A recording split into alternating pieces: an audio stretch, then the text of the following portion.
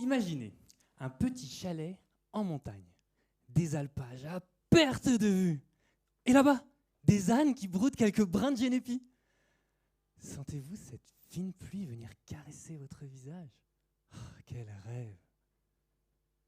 Un cauchemar. C'est la goutte d'eau qui a déclenché un glissement de terrain. Et patatras, vous voilà avec un âne dans votre salon.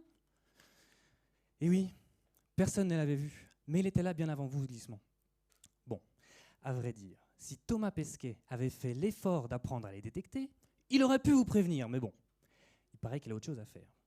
Mais si on avait regardé votre chalet depuis l'espace, tous les 12 jours, on aurait pu voir la présence d'un glissement, certes très lent, et pourtant destructeur. Pour éviter de briser des rêves, je développe une intelligence artificielle capable d'identifier ces glissements de terrain sur des images satellitaires.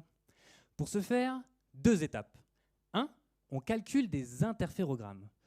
Donc en fait, on regarde tout ce qui a bougé depuis la dernière image, c'est tout. Et 2. On demande à un algorithme de deep learning si ce qui a bougé correspond ou non à un glissement. Attendez. C'est quoi ça du deep learning? Pas de panique, c'est très simple. C'est simplement un algorithme qui va convoluer successivement des images avec des noyaux dont les poids sont mis à jour régulièrement par la méthode de descente de gradient, afin de minimiser une fonction d'erreur ni plus ni moins. C'était clair, hein? Non? Personne? Bon, on reprend. En fait, mon algorithme a dans sa poche une collection de caractéristiques, mais qui sont communes à tous les glissements de terrain.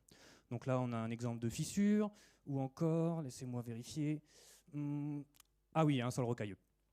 Il les prend une par une, et il va les chercher dans l'image. C'est ça qu'on appelle la convolution. Pardon.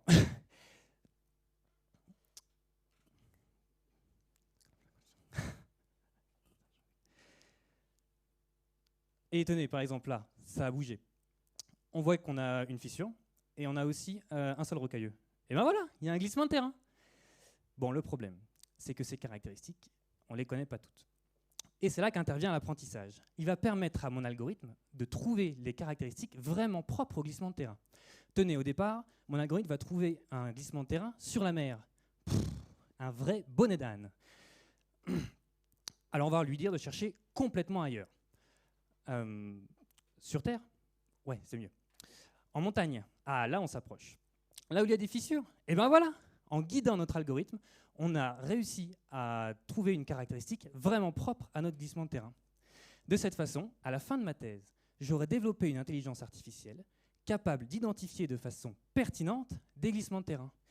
De cette façon, s'il n'y a pas d'âne dans mon ordinateur, il n'y en aura pas non plus dans votre salon.